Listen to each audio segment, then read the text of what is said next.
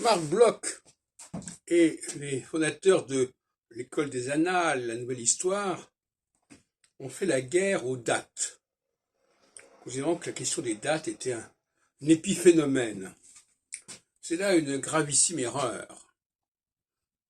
La science historique ne saurait faire abstraction des dates. Évidemment, ça renvoie à l'astrologie, qui n'est pas en odeur de sainteté déjà dans les années 30, 40 et encore aujourd'hui. Donc on dit, le date, oui, c'est pas important. On veut ce qu'on appelle la longue durée. Vous comprenez bien que des périodes de 7 ans, ça ne fait pas sérieux. Au nom de la longue durée, d'un cher Brodel, ou d'un Marc Ferraud, ou d'un Marc Bloch, d'un Lucien Febvre, etc. etc.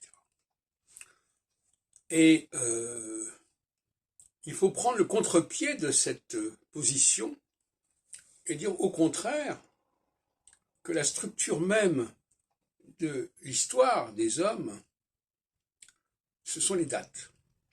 Cela dit, il ne faut pas se tromper. Il ne s'agit pas de jouer à des grands découpages sur des siècles en disant le Moyen-Âge, la Renaissance, etc. Non, c'est pas du tout ça.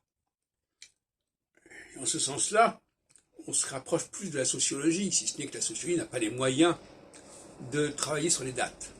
Pas les moyens sérieux de travailler sur les dates. Et que souvent la sociologie, c'est une pseudo-astrologie. Tout comme le droit, comme la science politique, c'est une pseudo-astrologie. Et donc, il faut comprendre que les choses reviennent. Comme dit l'Ecclésiaste, rien de nouveau sous le soleil. En chadash tachat hashemesh.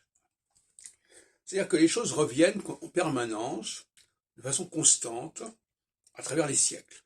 Alors ça, on peut dire que c'est de la longue durée, si on veut.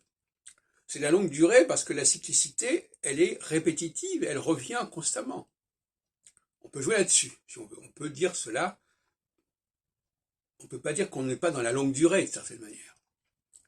Mais on est surtout dans l'éternel retour et dans les périodes qui vont de 15 ans en 15 ans, ce qui est évidemment pas très long. Mais à mon avis, c'est déjà pas mal.